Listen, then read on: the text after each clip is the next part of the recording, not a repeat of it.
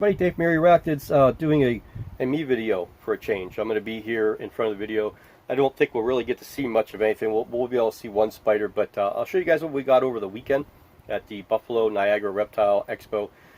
This goes on twice a year in September and then again in, well, I guess you would say in May and then again in September. We always try to hit it. For the last couple of years, I used to meet Ruth up there for mostly reptiles, but she stayed closer to home to St. Louis. This time around. This show was a little slower than normal. We got there around the same time, around 10 o'clock. Alex, my son, and Haley, my daughter, went. My brother had to work this weekend, so he couldn't go. But I wasn't really looking for too much in particular. There were a few things that were on my list that, yes, if I see them, we're going to get them. And those, one of them was there, and one of them I did get. It had to be the right size. That was the big thing. I mean, I can find these, but I need to find them the size that I want to get them at. And I did find one. So most of the other stuff, there were things like, hey, what if I find some Sericopelma that I like? Other than the ones I have, Melanotarsum and Generalum were two on my list that if they were there, I would have got. I'd like to get another Santa Catalina, but I think I'm going to pick one up from Nearseg, one of the admins on the tarantula community. So I'm not really concerned about picking up another one of those. I know he has one, he wants to sell it, and we've kind of already settled it. Just a matter of the next time he can get it to somebody that can ship it for me. And there were some African species that I was particularly looking for, and nobody had them. Stratojaurus meridionalis, nobody had them. Somebody had a beautiful Pteronachilus cordatus, probably about a 2.5-inch female. But it was $180, and I wasn't really wanting to spend that much on one tarantula. So I did pick up 4 things, and then I got something today that was pretty much, it was almost like a gift, I guess you could say. Just some people that I've helped out, and they went to a show and they got it as a freebie for them, with a big order of stuff that they got there. They had some spiders and centipedes and some scorpions that they got from, I'm not even exactly sure who the person was, but they gave them this one for free, and they said, hey, we got something for you. We appreciate all the help with helping us out with the information and all that stuff, so we'd like you to have it. So I went and grabbed this.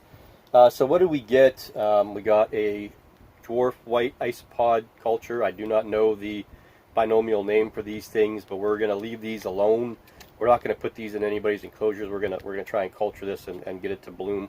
I'll talk to Shanti. I know she blew up a culture real quickly, so we'll see if she can give me some hints and tips on getting those guys to grow.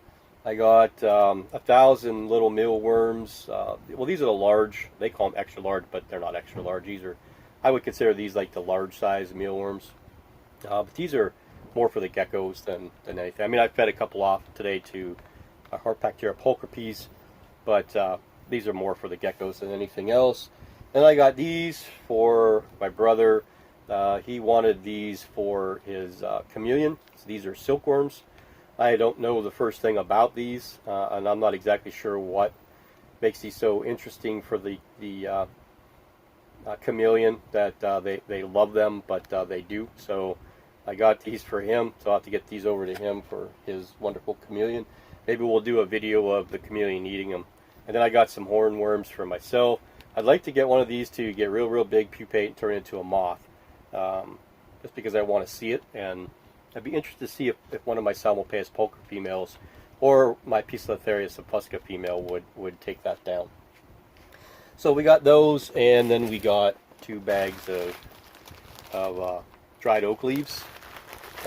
So those could be used for the isopods, and then they could be used for floor decor for any of the tarantulas themselves. My daughter got a little tiny mouse.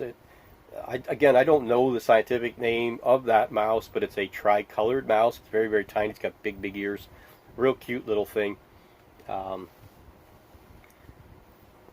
surprised the wife said yes, because she called her, and because I was told no animals to bring home, and we ended up with that thing. But it's real tiny. I mean, it'll live in a critter keeper about this big its whole life. It doesn't need a lot of space. At least that's what we were told. So we'll have to see. But let's see what we got here. again, I got 4, 2 old worlds, 2 new worlds, 3 from Steve at Arachnoid. Had an interesting discussion with him about Brachypelma. Really, really nice guy. Really, really, advise if you run into Steve and his wife at any of the shows around here, Hamburg and probably Altoona, some of the other shows like that they would frequent. Really, really nice guy to talk to. They have a great selection. The one spider I was looking for, they had, but they didn't have it with them. So hopefully, he just told me, I'll get a hold of him, and he'll bring one or two to the September show, and I'll pick them up then. So it's kind of nice, to get to talk to him, get to know him a little bit, and hopefully we can strike up a small friendship and chat back and forth. We did talk about Brachypelma for a while, which was pretty interesting, and a little bit about Sericopelma. He does do importing stuff, so it's somebody that, if you could, get in, talk to him quite a bit. If there's things that, maybe Allie and Jared can't get from Pelt Friction, that maybe Steve could find a way to get them. I'm not really sure, but the more friends that you have, the better, in this business anyway. So what did we get? We'll start with the one I didn't get from Steve. This was just from a private vendor. There were about, let me see, there was 1, 2, 3, 4, 5, 6 strictly tarantula vendors there. It's all they had was tarantulas. Maybe a few centipedes or scorpions, but mostly tarantulas. And I was really, really impressed because usually, Ruth will be there with her stuff, Steve will be there, and the guy from Buffalo himself has got a very, very small table. He breeds, Armenias and Pokies and stuff up there in Buffalo, and then he brings them to the show and sells the slings off. But this guy here was very, very, very knowledgeable. His stuff was labeled real good. I was very, very... I almost bought an African huntsman spider. If I would have known exactly what the binomial name of it, he didn't know. It was on an egg sac. They weren't. She wasn't big. I'd say, side to side with her legs, she was probably like that, and maybe like this tall if she was stretched out. But she was on the side of a 32-ounce deli cup with an egg sac. So I was like, $20. I was debating it, but then I was like, I need to know what it is, because if I don't know what it is, I can't sell those babies off as, well, it's just a huntsman spider from Africa. I hate to do that. So anyway, I picked this up from him because it was pretty reasonably priced.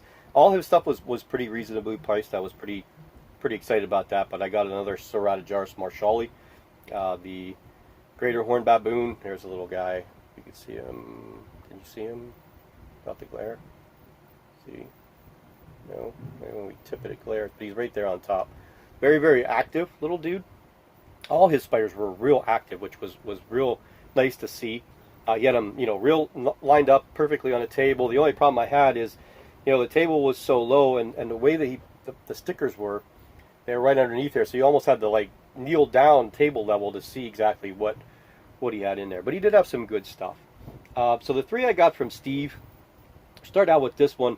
As soon as I saw that they had these, I was going to get one. And I knew as soon as they had them. And it wasn't really what I was looking for, but I did say if there were a bunch from this genus that were decently priced, I would pick up a few of them. But I decided to only get this one, and this is this Seriocosmus elegans, little tiny little bugger. You can see how big this vial is, filled up with dirt, and it's right there. You see it right there? So she hasn't dug down any farther than this at all. So I'm just going to leave her in here for one molt, and then once she molts, we'll move her into something. Now, if you look at the way Steve does his vials, there's no air holes except for the one on top. And I meant to ask him before I left, and I forgot to go back and ask him how they do in these enclosures with just that limited amount of ventilation. Now, keep in mind that they don't need to have a constant airflow if you don't really super dampen them down. And every time that you do this, you have a transfer of air. So air will come out, air will go in. The air movement now will move any of the stagnant air out, put fresh air in, just cover it back up. But if you're not gonna open these often, maybe once every other day, I would advise putting more holes and then holes on the side just to get some ventilation. And generally, what I like to do is put holes on the bottom, but above the substrate level, so air is flowing in all the way around, and then it pushes air up out. It's called a chimney effect. It's like a negative, positive air circulation. So you could get air to go in and come back out the top. It'll create a better flow in there to, move stagnant air out. This was one that was on my list that I wanted to get, and it had to be big enough because these things are very, very small as slings. They're very, very small as adults, but this is a Heterothelly gabonensis. It's right there. It's about an inch, so perfect size is exactly what I wanted. 3/4 to an inch at least. Well-started slings. I didn't want the little tiny specks that these guys have when they're babies, or any of the real dwarfs have when they're babies. So I definitely was careful about what I got. And then this one, because I raised 3 males of this genus, I don't know why I always say genus, but then I watched Andrew Smith's videos and he was saying genus. So I'm trying to correct how I say it. So he's a taxonomist or arachnologist, so I would say that the way he says it is more accurate than the way I do. So we're going to try and correct that to genus instead of genus. So I guess that would be genera, right? Instead of genera. I didn't really listen to him say that. He got some more videos coming out. Go check him out on Love Tarantulas on YouTube. He's got some awesome stuff. Give him a like. Comment down below. I sent him a real nice private message a couple days back, and he responded back to me. So it's nice that those guys go out of their way to film out in the wild and then bring that stuff to us to be able to watch and learn from.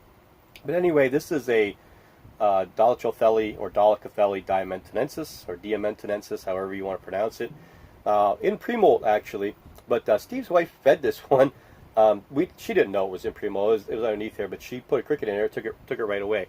So we got a little bit of a larger abdomen, and it is a little dark. So I expect this one to mold into its colors with this molt. It's about that size. Look like it's about 1.25 inches.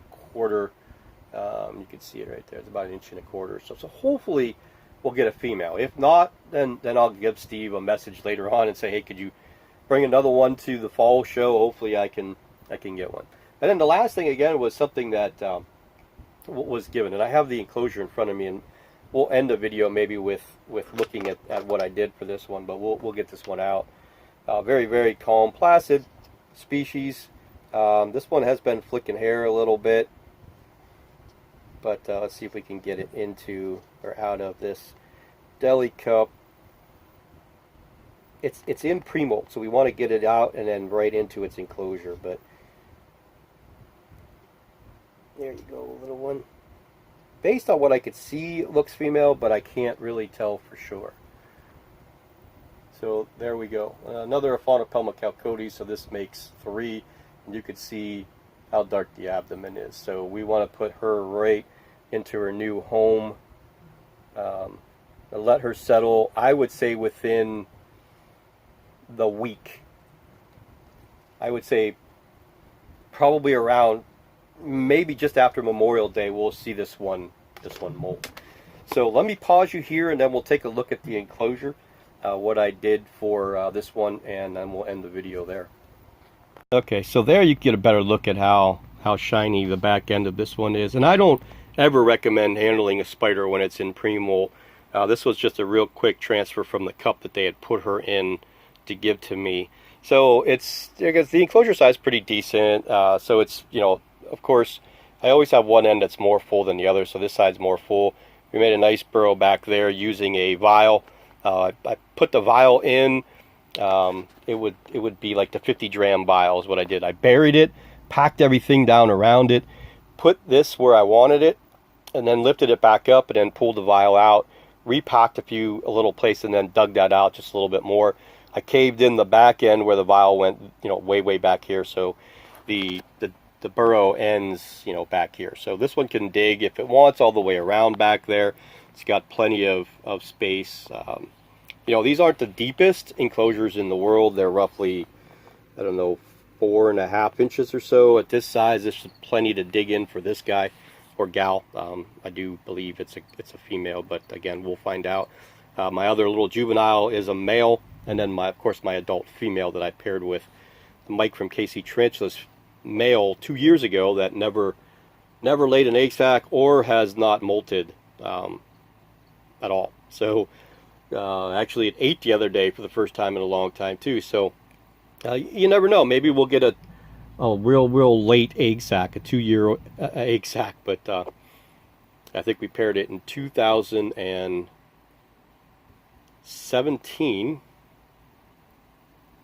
in September. So it's been about a year and a half. So I mean, there's still a chance that it can lay an egg sack. It's probably not likely, but I would have figured she would have molted by now too. So yeah, so we'll see what this one ends up here in another week or so. Like I said, I'm sure it'll molt. We got the nice little pink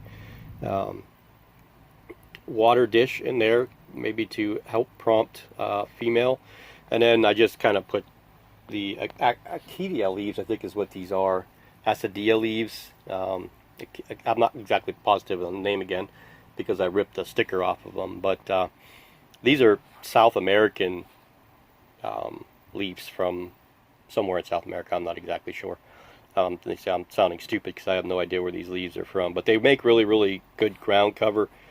You do have to watch with these. I've found that if you really, really get them too damp, they will mold. And you'll get that green surface mold on them, so you do got to kind of be careful with it. But I'm pretty excited about having another Acalcodes. You know, Phonopelmas is moderatum, and these and Annex and Hensi are about the only ones that I really, really am excited about. There are other ones that are really, I mean, Phonopelma's got a great genus, but these in particular are ones that have really, really drew me to the beginning. Now, I had one originally that the first one I ever got, which was what, 4.5 years ago, was labeled as an Arizona Blonde and ended up being a Phonopelma gabelli after it molted. So we'll see, you know, we'll see what happens with this one. It's hard to tell. It was marked as a Chalcodes, but it also, Arizona Blonde was first on the name, I guess, and then Chalcodes was written down real small, so we'll see. Not sure if this one was wild caught or bred, probably a wild caught little guy, but we'll see. So that's it. That's the stuff that I got. You know, as far as updates, we'll try and do an update video pretty soon, but I thought doing this real quick would satisfy you guys for a little while before figure out what it is I'm going to do next. We did have some, my Brachypelma classy molted and her colors came in. Oh, I'm so excited. So we'll get some shots of her hopefully feeding real soon, and we'll talk to everybody again in the near future. Again, if you have any questions, feel free to ask me. Go to Instagram and check out my stuff there. I'm always putting pictures up there, and you know, look us up on a tarantula community. And we'll go from there, and we'll see everybody in the next video. So for now, happy keeping.